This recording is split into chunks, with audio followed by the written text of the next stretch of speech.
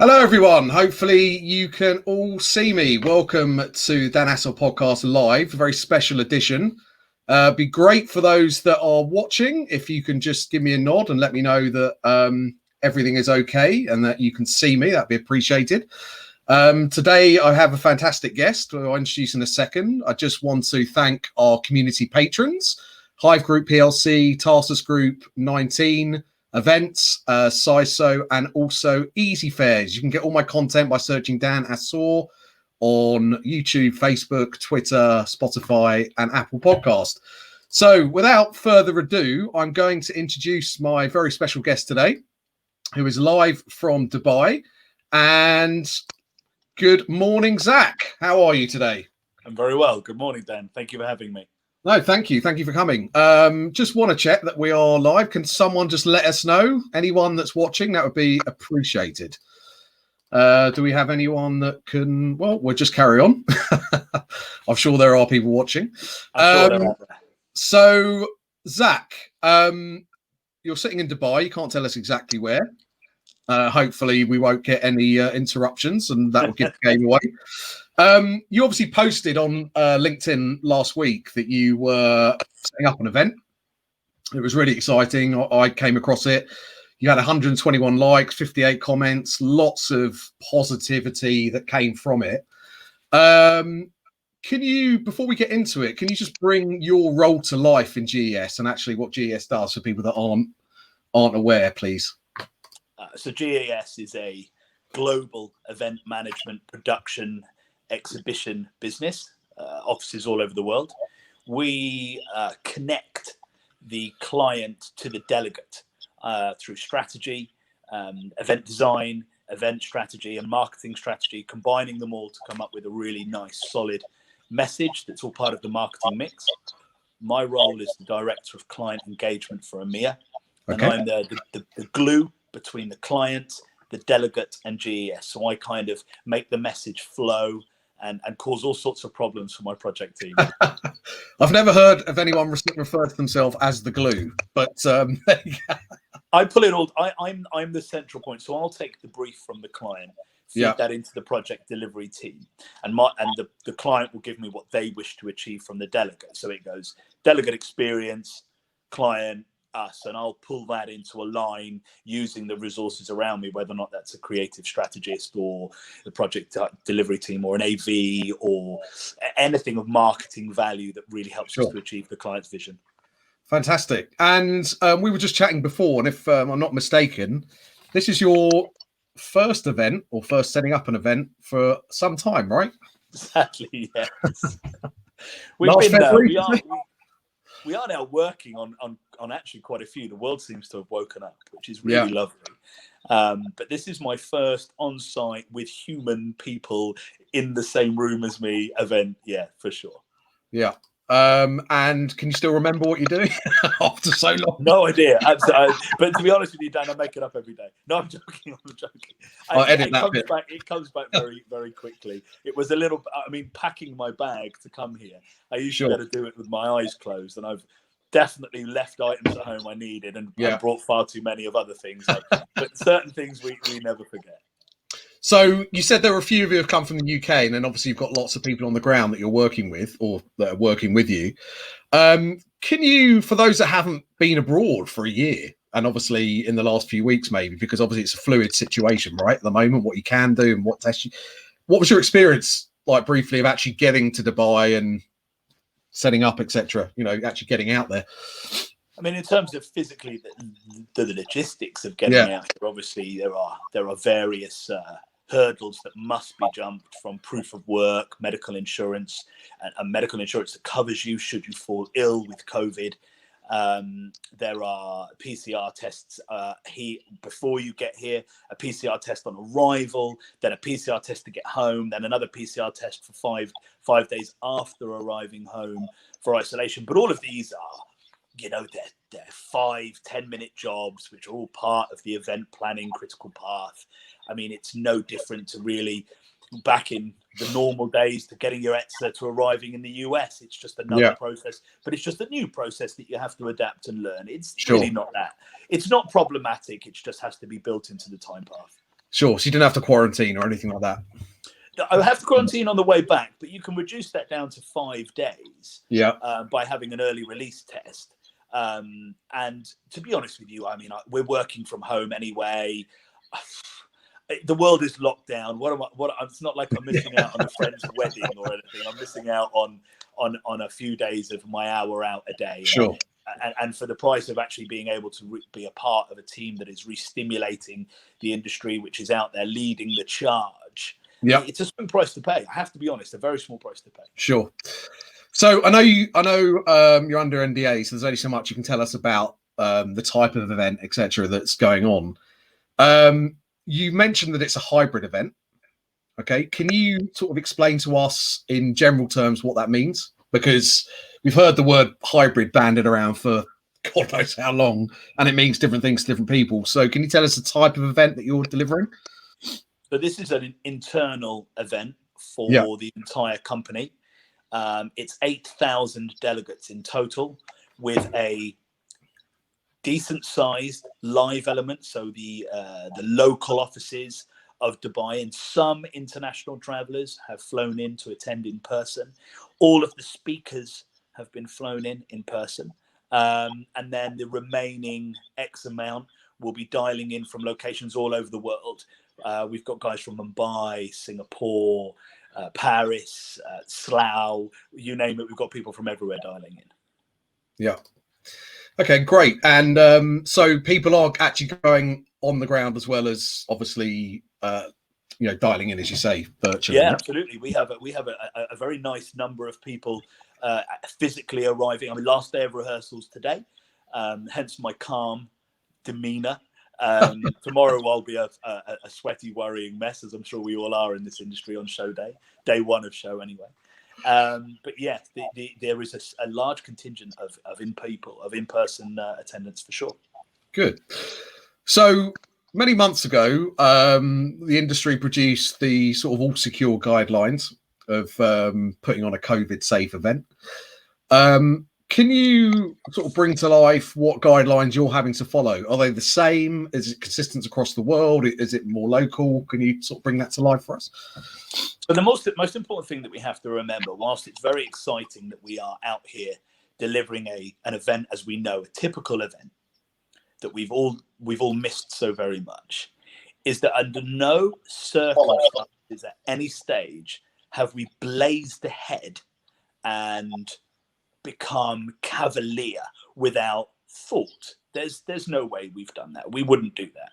So we have plan A, plan B, plan C as a part again of our event planning process. We at no point sort of tried to find a loophole as it is.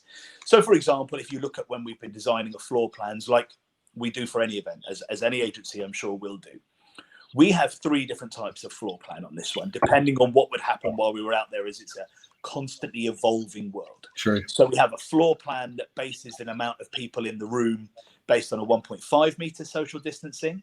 We have one for a 2 meter, and we have a third one for a 3 meter.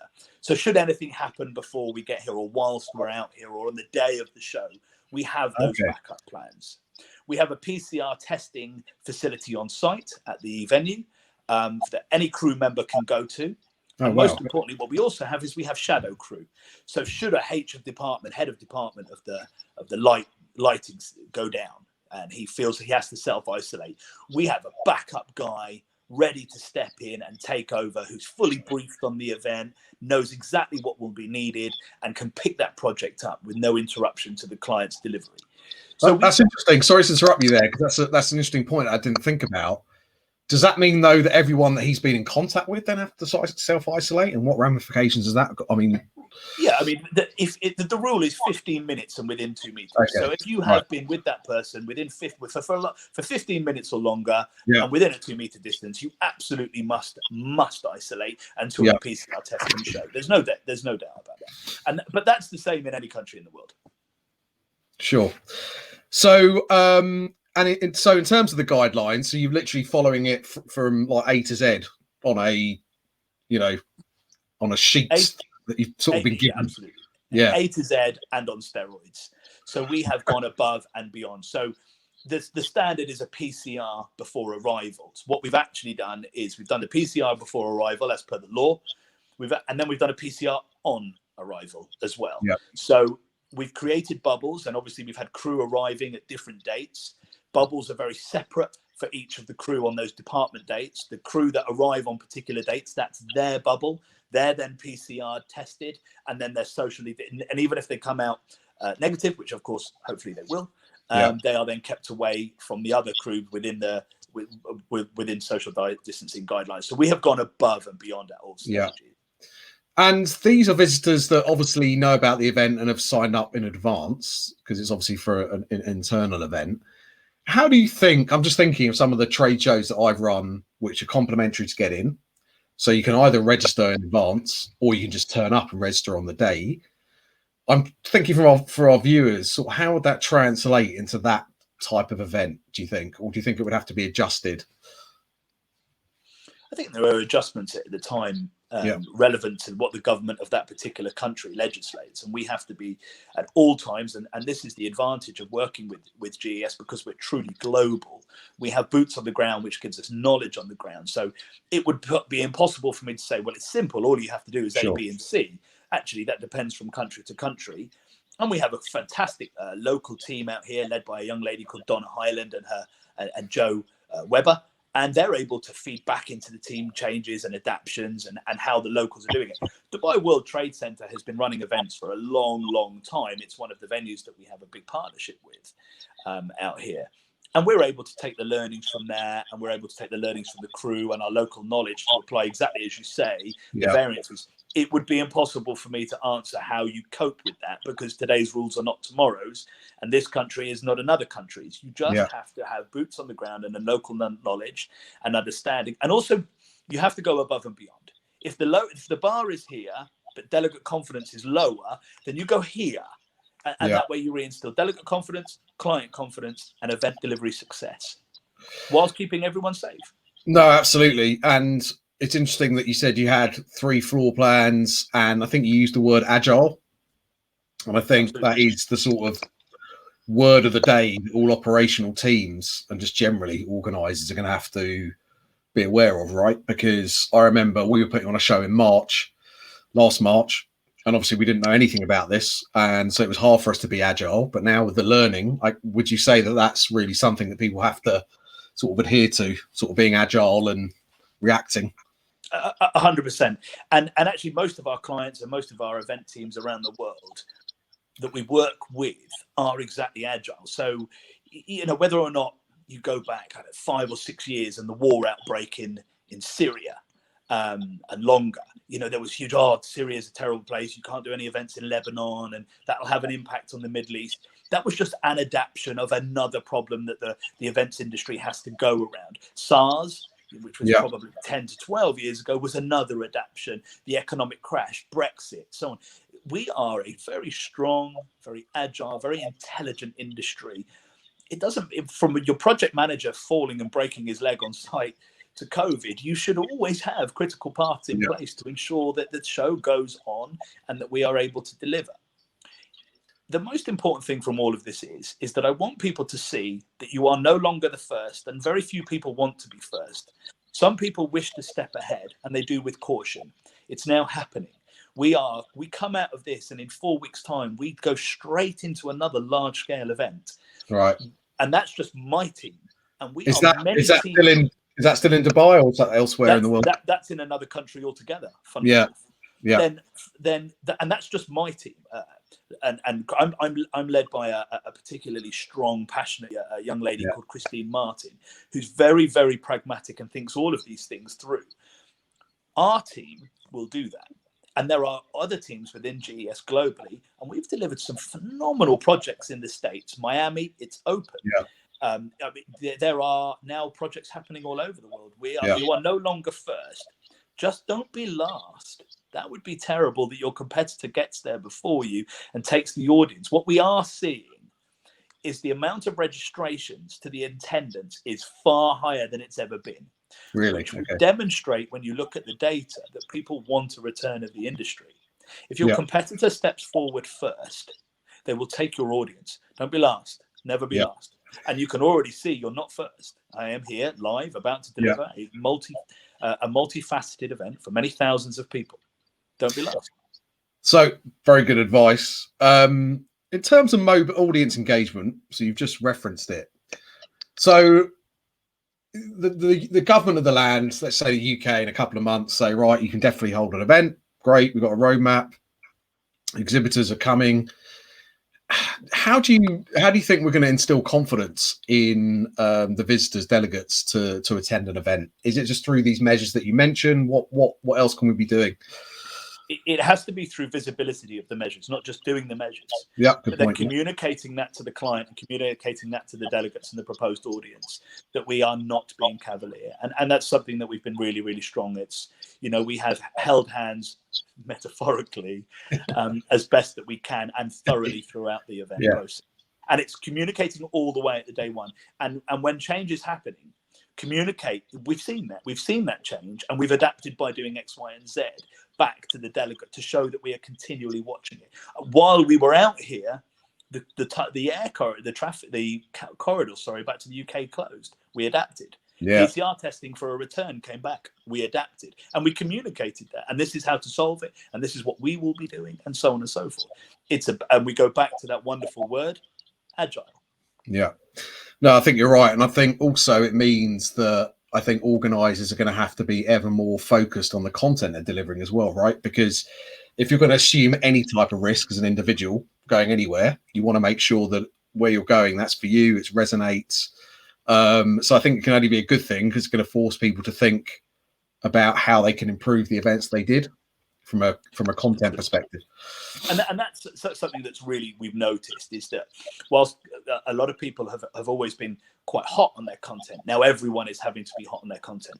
The last thing that anybody needs and wants is to suffer further from Zoom gloom. Nobody wants that. People are being far more intelligent with their content, and that will then carry over. There is no doubt about it that virtual becomes smaller and smaller. We're seeing that from our data analytics, and we will go back to the face-to-face environment. And this is the feedback that we are getting globally, not just from EMEA. We are going to see a real dynamic shift in content and delegate engagement to the screen, how people work the main plenary and the breakouts, how they really engage with the people.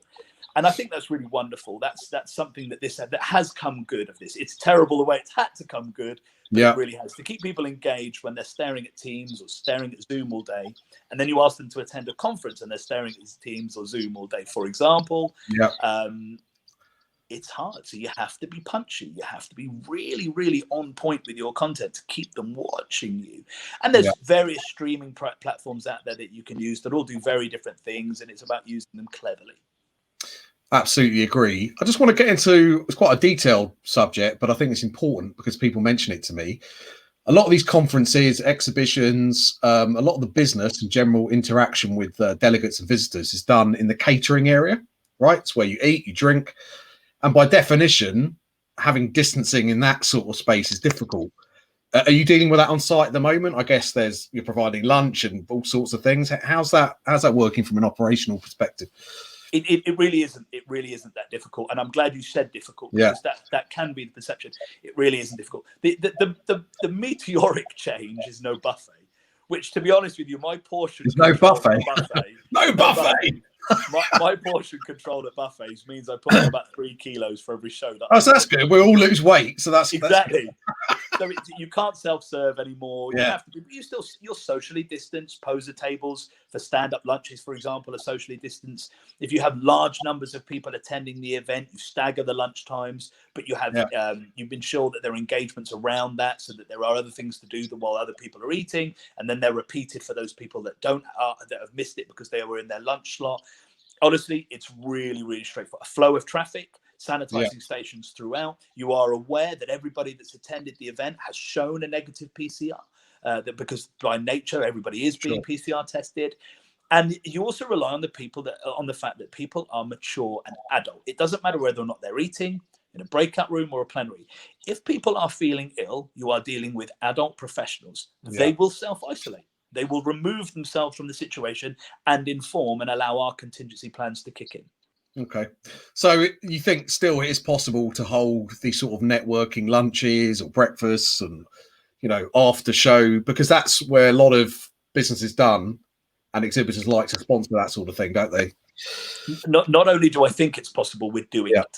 Okay. Drop me a message on LinkedIn. Let's have a virtual coffee together and we'll talk you through it. It is not the headache that people believe that it is. It is a very, very straightforward process that just requires thought. Talk to me about the supply chain, because off air we were having a chat. What's your view? Events, again, let's talk about the UK for a minute, are going to come back. A lot of companies, I guess, like GES and others, use the supply chain freelancers that have had it tough, part of excluded UK, haven't been able to get grants and all sorts from our Chancellor. What's your view? Do you think the industry has been affected forever in that respect? Or what can we do actually from a positive place to sort of re-engage with that community? I think that we have touched on the positives, that content has become very intelligent, very targeted. It's becoming particularly engaging. People are using data a lot more post-event because they're able to, because you're logging into a facility where you have to register and so on and so forth, and you're able to see what people are doing. The Web Summit, for example, is a phenomenal example of how well to use online activity and data and to keep people engaged. People, if you've never attended the Web Summit, you really must look this event up. There have been so many negatives, and it's very easy for me to have a big smile on my face while I'm in a lovely hotel delivering a project that we all wish that we could all start to see more of. I take no glee in the huge losses the events industry has suffered. We have lost skill sets, we have lost venues, we have lost competitors, and that may seem like a good thing. It's not. They are our competitors, keep our pencils sharp, they keep our ideas fresh. And there are friends of mine, freelancers, who are losing work, friends of all of ours. There is so many negatives, but I do believe this next part thoroughly. All of this, we are, as an events industry, we are far bigger than. We are bigger than COVID. We are bigger than SARS. We are bigger than any war that we've had to face. We are bigger than the lack of funding from the government that so many freelancers have suffered from. And we will bounce back, and we will be better and stronger for it. And the skills will come back, because people don't work in the event industry for money. They work for love, and they work for the excitement. And that will bring them back. I hope so very much that all, if not the majority, but certainly all, will come back. Yeah, I think that's great advice. And I think we've definitely covered a range within the 20-25 minutes. So we want to wish you the best of luck with the event that you're putting on. Thank you. It's fantastic for our viewers and those that are watching on demand to be able to actually see somebody out there passionate and happy that they've gone back to work. And we wish you a safe trip in that respect. So Zak Roby over from GES, thank you so much. You're very welcome. And as I said, this will be available on demand. Any last thoughts for our viewers? No. Just be bright, be hopeful. Remember, you're not first. The hurdles have been faced. Anybody has any questions, please add me on LinkedIn. Happy to talk, happy to have virtual coffees. Dan, it's been a pleasure. Thank you for doing this. It's so important that our industry sees there is light. Well done for leading that charge. And good luck to all of us in the future. And I hope to see you all at an event with a coffee in hand and a pastry in the other, as we all know too well. No buffet. No buffet. Thank you. Thanks, Zak. Thanks, Dan. Take care.